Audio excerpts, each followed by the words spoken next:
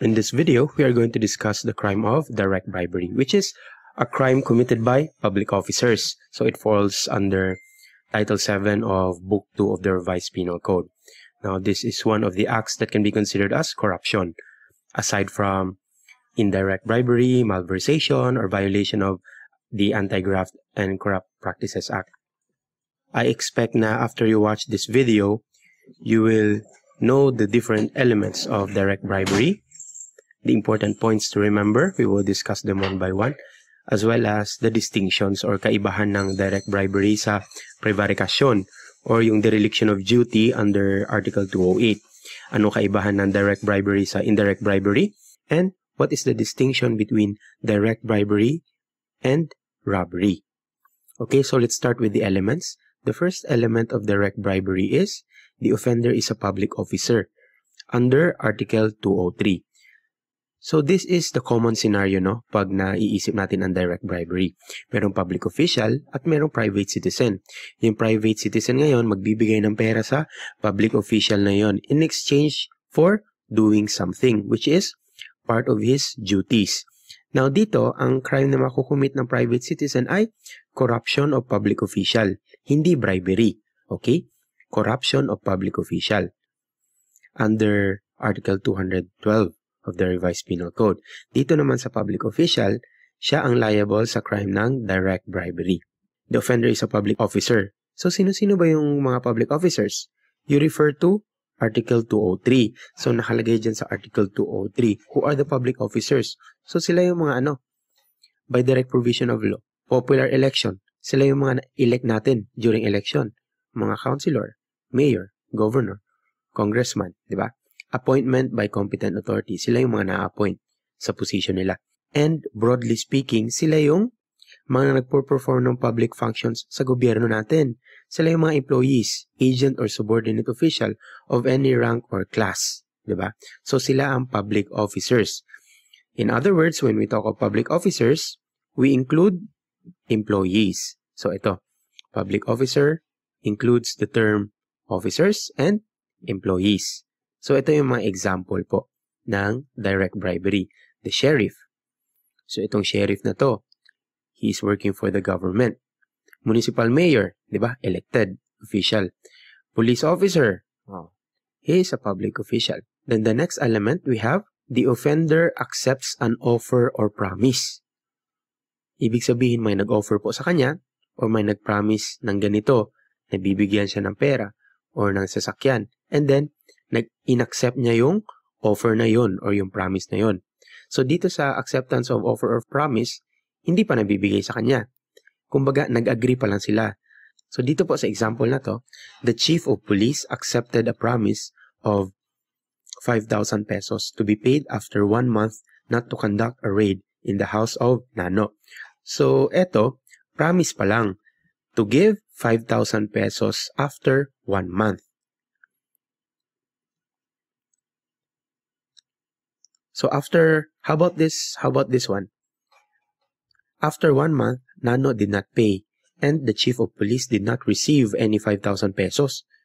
So, nag-promise na sila, nag-agree sila na after 1 month, bibigyan yung chief of police ng 5,000. Then, here comes, after 1 month, hindi tinupad ni Nano yung promise niya. Hindi niya binigyan si chief of police ng 5,000 pesos.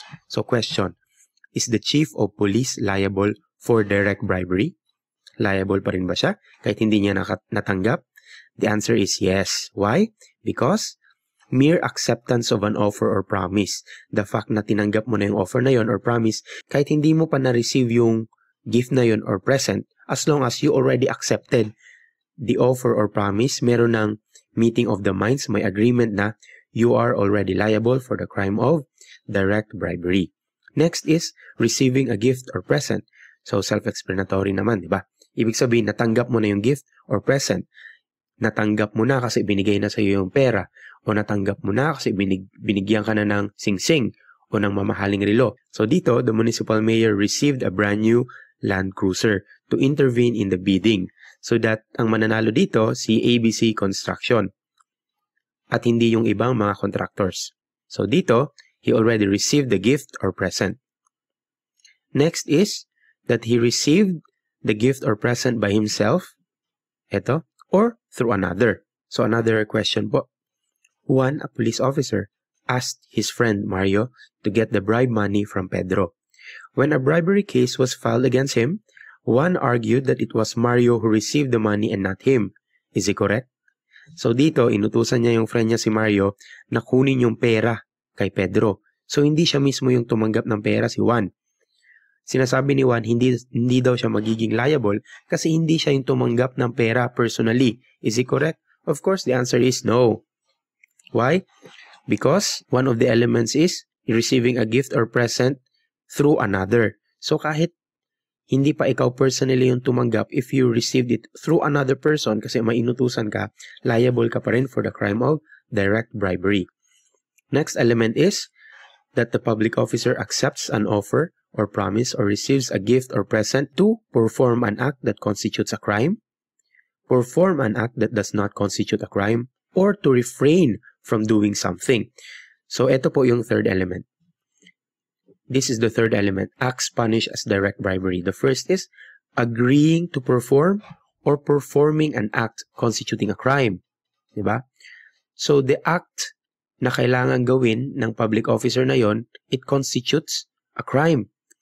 So if we look at the article under the Revised Penal Code, Article 210, the first paragraph discusses the first act. So yung first act na to is agreeing to perform or performing an act constituting a crime. So dito po nakalagay. For example, Sansa, a court stenographer, received 5,000 pesos from Carlos to alter the notes in order to favor one party to a case. So ang court stenographer po, siya yung nagre-record ng mga anong pinag-usapan sa loob ng korte.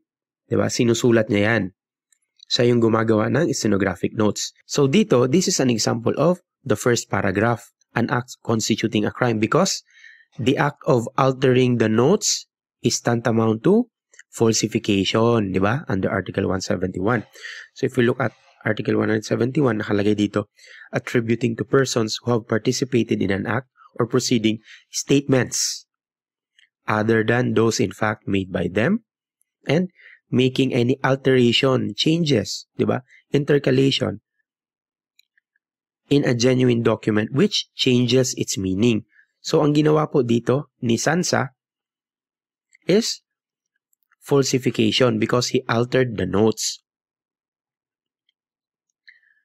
So altering the notes makes Sansa criminally liable for falsification under Article 171.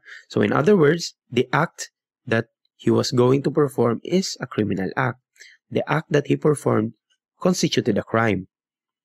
And it falls under the first paragraph of Article 210, which is direct bribery. And the second act, accepting a gift in consideration of the execution of an act which does not constitute a crime. So sa first po is, the act constitutes a crime. Sa second naman, the act does not constitute a crime. So ayan po sa second paragraph, di ba? The act which does not constitute a crime. So dito, yung pinapagawa sa'yo sa first paragraph, it constitutes a crime. So the act that you will perform is a crime.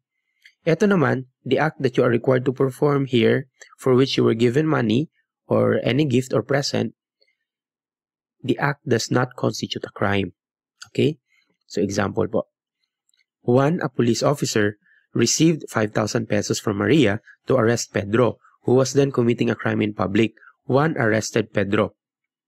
So this is an example of the second paragraph because the act of arresting Pedro is not a crime, di ba? It does not constitute a crime. Bakit? Kasi Pedro was committing a crime in public. In other words, being a police officer, Juan has the duty to arrest Pedro. Kaya lang, binayaran siya to perform his duty, to perform something which does not constitute a crime. That is an example of the second act punished as direct bribery. Yan po yung second paragraph. Then, last, agreeing to refrain or by refraining from doing something. So kung dito sa first, you are required to perform something and the act that you are going to perform constitutes a crime. Dito sa second, the act that you are required to perform does not constitute a crime. Dito naman, parang you will refrain from doing your duty. in exchange for the money that was given to you, or in exchange for the present or the gift, you are required not to do your duty. You are required to refrain from doing something. In other words, binigyan ka ng pera or binigyan ka ng gift at kapalit nito, hindi mo gagawin yung tungkulin mo. So again, this falls under the third paragraph, refraining from doing something. So example, Brian, a sanitary inspector, did not report the violations of a restaurant for its unsanitary condition in exchange for receiving 8,000 pesos. So dito, he refrained from doing something. He did not report the violations of the restaurant. And dahil doon, binigyan siya ng 8,000 pesos. I have another example here. The chief of police accepted a promise of 5,000 pesos to be paid after 1 month not to conduct a raid in the house of Nano. Is the chief of police liable for direct bribery under the third paragraph? Remember sa third paragraph, agreeing to refrain or by refraining from doing something. In other words, binigyan ka ng pera or binigyan ka ng gift or promise not to do something. So dito sa example na to, the chief of police will not do something, di ba? He will refrain from doing something. He will refrain from raiding the house of Nano. So the question is the chief of police liable for direct bribery under the third paragraph? The answer is no. Pero bakit ganon? Di ba nakalagay refraining from doing something? So ito, he refrained from doing something. Hindi siya nag-raid. Bakit no ang sagot? Kasi the act of not conducting the raid constitutes the crime punishable under 208. In other words, kung hindi siya mag-raid, it is equivalent to the commission of a crime, which is prevarication under Article 208. And because it is equivalent to the commission of a crime, it will fall under the first paragraph, agreeing to perform or performing an act constituting a crime. Okay, if we look at Article 208, this is Article 208. So ito po, shall tolerate the commission of offenses. Tolerate meaning, hinahayaan mo lang. Wala kang ginagawa. You're refraining from doing something. Kaya, it constitutes the crime of Article 208 or dereliction of duty, prevarication. Kaya dito, although the chief of police was given 5,000 pesos to refrain from doing something, which is of course, if you refrain from doing something, it falls under third paragraph, di ba? Pero, if the act of refraining from doing something constitutes a crime, mahulog siya sa first paragraph. Dito po. Kaya ang tanong dito, is he liable for direct bribery under the third paragraph? The answer is no. It should be under the first paragraph. And then kung mapapansin nyo po dito sa acts punished, kung titignan ninyo agreeing to perform and agreeing to refrain sa first and third, ibig sabihin mere agreement is enough. Pero sa second paragraph, wala po tayong nababasang agreeing, di ba? Walang agreement. So anong ibig sabihin nito? Again, para po mas maliwanagan kayo, ito ilalagay natin siya sa table form. Sa act, when the act constitutes a crime, under the first paragraph, you either accept the offer or promise or you receive gifts or presents.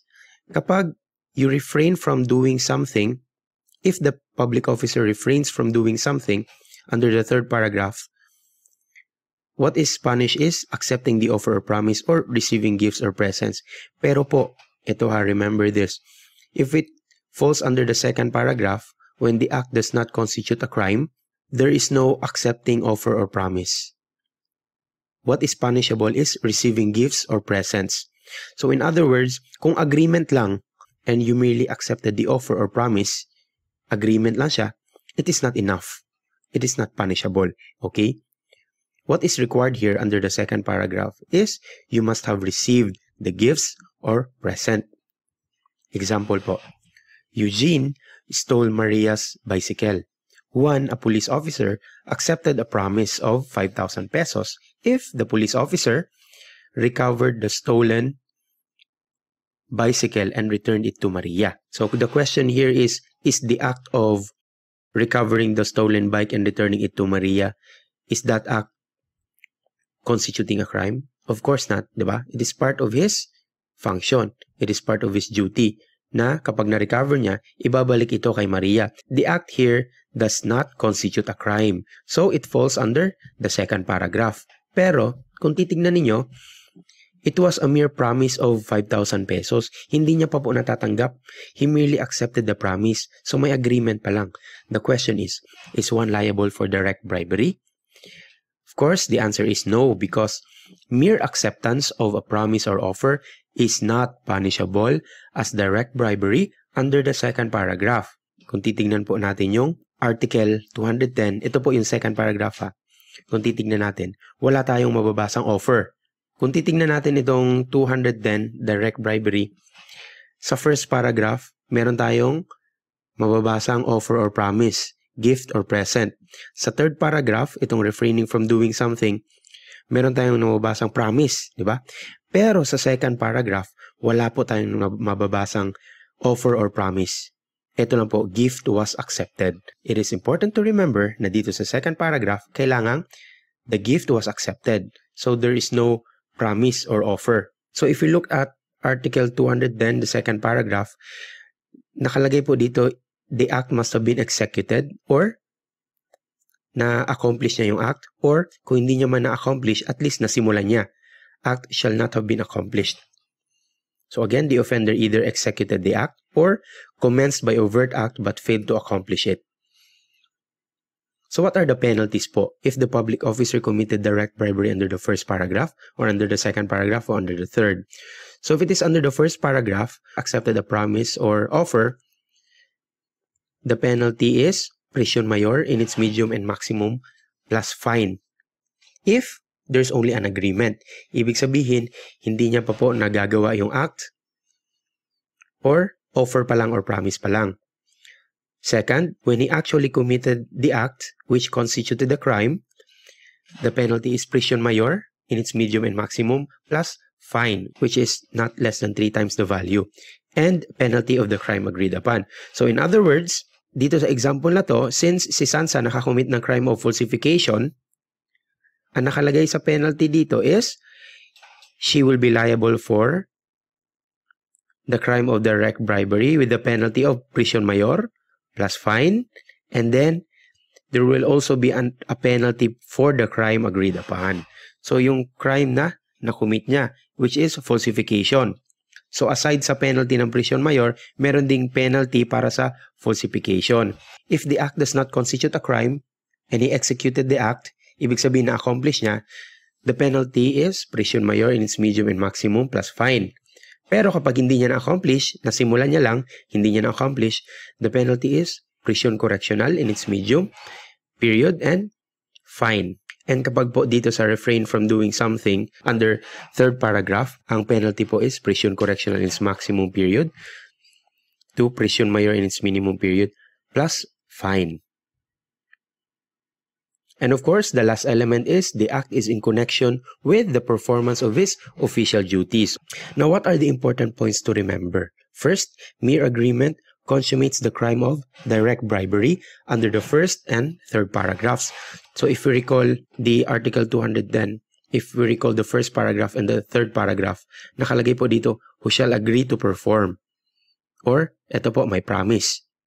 So in other words, agreeing dito sa first paragraph at saka agreeing dito sa third paragraph, they are enough to consummate the crime of direct bribery. Kahit nag-agree ka pa lang po, hindi mo pa natanggap yung pera or hindi mo pa ginawa yung act, it is already in its consummated stage. Kasi mere agreement to perform or mere agreement to refrain is enough to consummate the crime of direct bribery. Next, so dito po, the chief of police accepted a promise of 5,000 pesos to be paid after 1 month, not to conduct a raid in the house of Nano. So dito, he merely accepted a promise. So nag-agree pa lang sila. So meron pa lang agreement, nag-agree pa lang si Chief of Police at saka si Nano na hindi mag-conduct ng raid. Hindi niya pa naggawa yung act at hindi niya pa natanggap yung pera. Pero ang nakalagay dito is mere agreement consummates the crime of direct bribery. Next is, in the second paragraph, if the act does not constitute a crime, the gift or present must be delivered to and received by the public officer. So ito na po yung napag-aralan natin kanina. Kapag nasa second paragraph, Di ba? Walang agreeing or agreeing dito sa second. It is necessary that the public officer accepted the gift. So kung hindi niya pa po na-accept yung gift, it's a mere promise or offer, hindi po magiging liable under the second paragraph. So dito po, yun sa example natin kanina, Eugene stole Maria's bicycle. 1. A police officer accepted a promise. Diba? Under the second paragraph siya kasi recovering a stolen bike and returning it to Maria does not constitute a crime. Diba? Since under the second paragraph siya, mere acceptance of a promise is not punishable. Kasi what is important is the gift must be accepted. And then the third important point is there is no crime of frustrated direct bribery. So wala pong crime na frustrated direct bribery. Remember the different stages of execution of the crime? Yung consummated, frustrated, and attempted. Sinasabi nating frustrated if the offender performs all the acts of execution. So dito, there is no frustrated kasi when you perform all the acts of execution, kagaya ng mere agreement, it already consummates the crime of direct bribery. So pag oo mo pa lang po, when there is meeting of the minds, when there is already an agreement, kahit hindi mo pa natanggap yung pera, kahit hindi mo pa ginawa yung act, mere agreement consummates the crime, ibig sabihin, wala na pong frustrated stage. And then, the fourth important point to remember is, if the giver is not willing to give, the crime is only attempted direct bribery. Pag sinabi nating giver, siya na po ito, yung private citizen na nagbigay ng pera. So, ang crime na nakomit niya is corruption of public official. So, in other words, if the giver, if the corruptor has no intention to corrupt, the crime is only attempted direct bribery. So, let's provide an example po. Inosuke, a public official, asked 20,000 pesos from Tanjiro so that Inosuke will not file an information against Tanjiro for the crime he committed. Now, Tanjiro, through the help of police officers, entrapped Inosuke. So, in-entrap nila si Inosuke. So, Tanjiro gave marked money to Inosuke who accepted the money. The giver is not willing to give. Or itong corruptor, it was not his intention to corrupt. Ang intention niya is para lang mahuli si Inosuke. Since it is not his intention to corrupt, there is no consummated direct bribery on the part of Inosuke.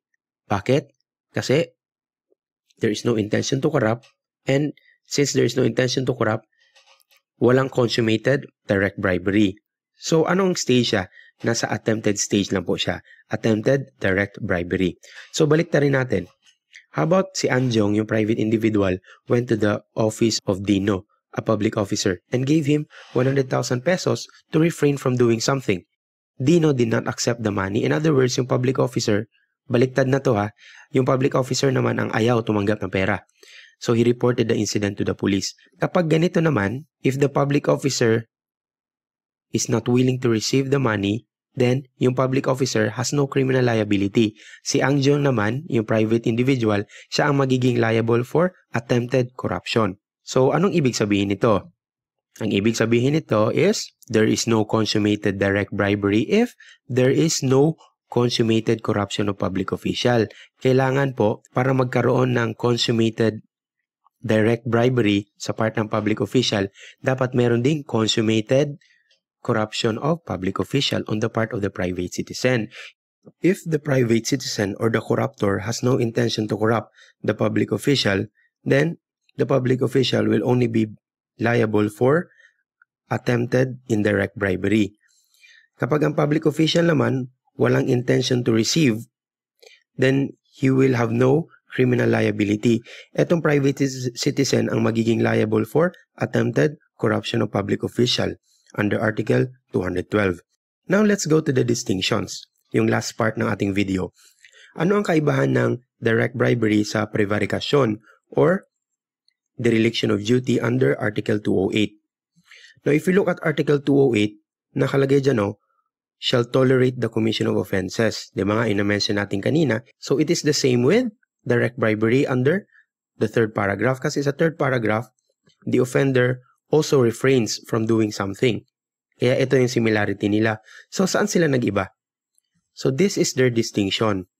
Sa direct bribery po, that official, that public officer refrained from doing something in consideration of the gift received or promised. Kasi merong ibibigay sa kanya eh. Kasi meron siyang natanggap.